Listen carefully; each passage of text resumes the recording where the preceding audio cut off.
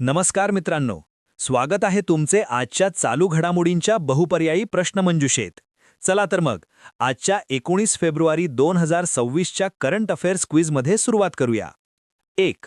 देशातील पहिली AI living lab कोणत्या शहरात सुरू करण्यात आली आहे?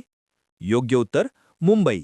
स्पष्टीकरण: महाराष्ट्रातील मुंबईत AI लिव्हिंग लॅब सुरू झाली आहे.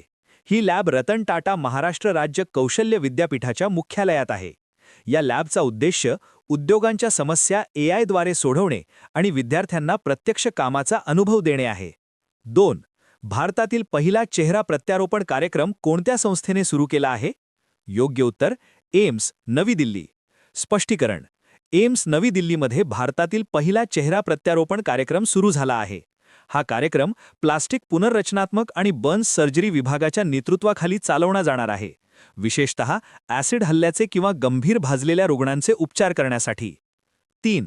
कोणत्या राज्याच्या विधानसभेने आमदारांसाठी AI आधारित डिजिटल उपस्थिती प्रणाली सुरू केली आहे? योग्य उत्तर आंध्र प्रदेश. स्पष्टीकरण: Andhra Pradesh विधानसभेने आमदारांसाठी AI based digital attendance system सुरू केली आहे. यामुळे कामकाजात पारदर्शकता वाढील आणि फक्त सही करून निघून जाण्याची पद्धत बंद होईल. हे भारतातील पहिले राज्य आहे जे असे करत आहे.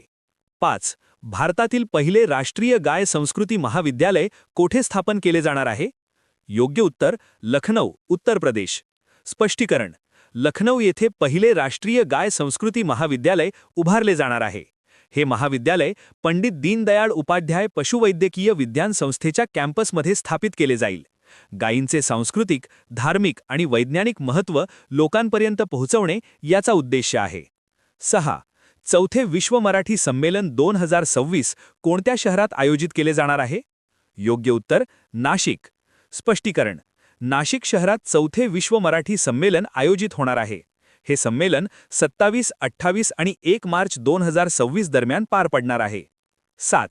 नीती आयोगाच्या ट्रेड वॉच अहवालानुसार इलेक्ट्रॉनिक निर्यातीमध्ये भारताचा जगात कितवा क्रमांक लागतो? योग्य उत्तर दुसरा.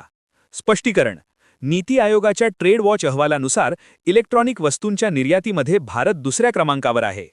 7. दार्जिलिंग हिमालयन रेल्वेच्या इतिहासातील पहिल्या महिला तिकीट परीक्षक कोण बनल्या आहेत? योग्य उत्तर सरिता योल्मो.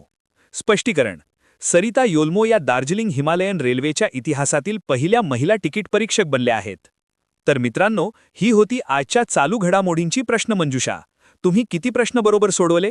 कमेंटमध्ये लिहा, लाईक करा आणि सबस्क्राईब करायला विसरू नका.